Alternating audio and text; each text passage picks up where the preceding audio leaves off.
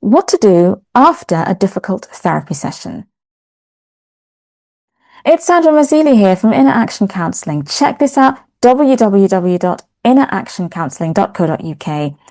This video is all about how to manage difficult feelings after a difficult therapy session. So a few times I've said the word difficult. But it does assume that those difficult feelings are because the work itself is difficult and you're processing and it's a tough time, not that the therapist is a rubbish therapist or is treating you badly or it's the wrong time for you or any of those other things. I've got a video all about that. It's called Therapists Behaving Badly, link below. So as I said, this video is about assuming that the therapy you're doing and your therapist and everything working with you is safe. And despite everyone's best efforts, the processing is difficult and leaves you feeling a bit rubbish afterwards. So I want to talk about recognize, acknowledge, understand, balance, grounding and nourishing, and you're not broken. Let's take these one at a time. Starting with the scenario of processing a memory and you and your therapist have agreed, or co-therapists if it's more than one person, but you've agreed fully that this is the right thing for you to do at this point. You've done all the kind of stabilization and safety and strategies and coping strategies and all of those things. So you are safe enough to process and you have tools in place to help you deal with feelings. And lots of preventative stuff is in place. But despite all of that, sometimes, and this shouldn't happen too often, if it happens all the time, then I would rethink what you're doing. It may or may not be too soon, but if it happens occasionally, this is fine. After the session, you feel like a used tea towel. It's really awful, and you've done some difficult work and it's left you feeling a bit ugh. Despite everything, you've got difficult work going on and it's heavy going, and after the session you either feel drained, a bit like, a wrung towel, and it's just, or not so good, you might be feeling flooded with emotions. Now, half decent therapist, I especially say this a lot to my own clients: I never open a wound I can't close. So that flooding thing can happen if you've been bobbing along nicely during the session, and then at 5 to the end, you start bringing up painful stuff, and there's not enough time to help you close what's been opened. So I don't tend to allow that. I mean, here's me, I sound a bit like a tyrant. I don't tend to allow that kind of thing at the end. And so if your therapist is sort of allowing that kind of thing to happen at the end and then chucking you out because they have to, then those feelings may become difficult to manage afterwards. I've said difficult, not impossible, okay? The scenario I'm preferring to work with in this video is not necessarily flooding, but just not feeling great. But the strategies I'm talking about now will be helpful if you feel emotionally, physically, viscerally flooded after a therapy session. But I stress this, those feelings will be temporary, and they shouldn't happen often. So you really shouldn't be feeling like this after every therapy session. That's not cool. If you are, I would bring it up with your therapist. And if your therapist is me, you wouldn't need to bring it up because we would be talking about this organically. So as I said, recognize, acknowledge, understand, balance, grounding and nourishing, and you're not broken. So recognizing what this is. You are doing difficult work in relation to processing memories, thoughts, feelings, behaviors, all this stuff. And that requires energy being spent. And so it's natural to feel depleted, and it's understandable. The same way that if you were under a tough physiotherapy regime, if you're learning to walk after an accident or something like that, you wouldn't berate yourself for feeling tired after, I don't know, an hour or two of intense physio. So this is mental emotional exercise. You're using mental emotional muscles. And sometimes we're using muscles we didn't know we had. It's exhausting. It's hard work. So recognizing that and acknowledging that. So recognizing it, there's nothing wrong with us because after a difficult, intense hour, then we then have feelings that just feel like we're drained or really tired or irritable.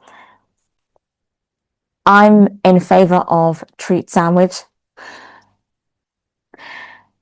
And that involves doing something nice or fun or enjoyable before whatever it is. It could be a boring thing, it could be a stressful thing, and something nice or enjoyable after the stressful thing. So this works for chores as well. If you're doing something really boring, then you treat yourself before and after. It doesn't have to be anything extravagant. It could be looking at some pretty lights or a funny video, drawing, crafting, anything. A client I've been working with recently has been going out for meals with family and timing that after the awful thing. Before the awful thing, sometimes going for a run, but that's very specific to that person, but I'm just riffing to give you some ideas. And that helps with the nourishing yourself part. So I'm doing this a bit out of order. So we've done recognize, this is what this is, difficult work equals energy expenditure equals physical or emotional fallout for you, and acknowledging what you are achieving. You're doing this. So many people find it so hard to even start looking for a therapist and then approaching a therapist, let alone being in therapy, let alone processing the awful stuff. Because some people can't do that bit. Some people think they can and they're just not ready for it, or it's not helpful for them. And it's more helpful for them to do the stabilizing and safety and strategy stuff. And the processing thing happens organically. Their brain's kind of percolating away like a coffee machine behind the scenes while we're doing the safety coping stuff. But you're getting into the processing and into the trenches, as it were, with your memories. And that takes courage. And courage is feeling the fear or apprehension and doing whatever it is anyway, not the absence of fear. Recognize what this is and acknowledge what you are achieving and understand that. So you understand the link between doing this difficult work and having the fallout of the depleted energy and so on. Balance. This is especially relevant if you're feeling flooded.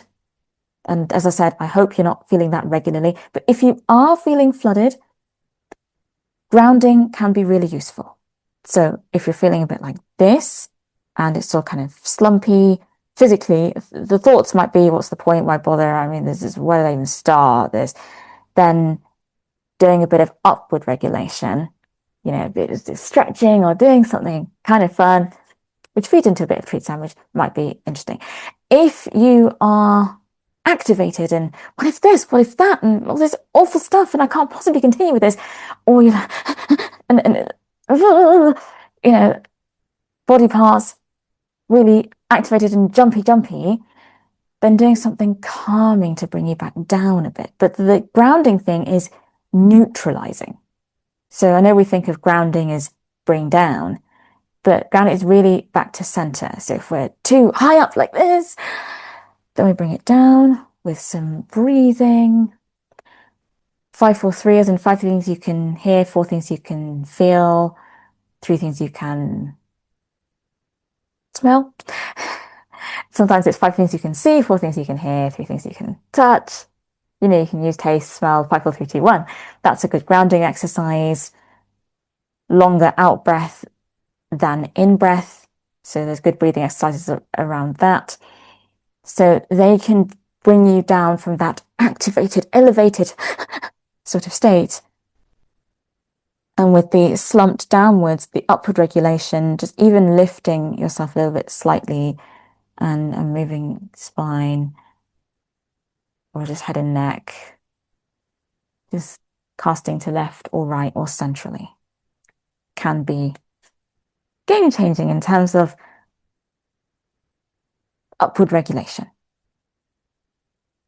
And nourishing yourself, just finding out what your mind and body need. Maybe your mind needs something, a distraction or something. Maybe your body needs a glass of water or a sandwich. We've talked about the energy you're spending doing all this processy work. Maybe you need something to eat. So nourishing yourself. And coming back to a little bit of understanding that you are not broken is part of your healing process. Just like the gym, with exercises in the gym, muscles will be broken down and then start to repair. That's why there's a kind of one day on, one day off. It's a bad idea to go to the gym every day. You go to the gym on a Monday maybe, and then rest of it on the Tuesday, and maybe go again on a Wednesday. I mean, even that sounds intense to me. I'm glad I'm already sitting down. But the point is that some muscle is being broken down in order to strengthen and repair. So we understand that. We're not like, oh, my legs are burning after doing this exercise repeatedly. I'm a broken human being. No, you don't really do that in the physical gym. So just as you wouldn't do that there, in this kind of therapy thingy gym, not responding to drained feelings with, oh, I'm broken, I'm feeling bad, therefore I am bad, or something like that. So understanding that you are healing and growing. So that's the end of this video. Thanks for sticking with me on this. Like and subscribe for more interesting content. Until next time, take care and bye for now.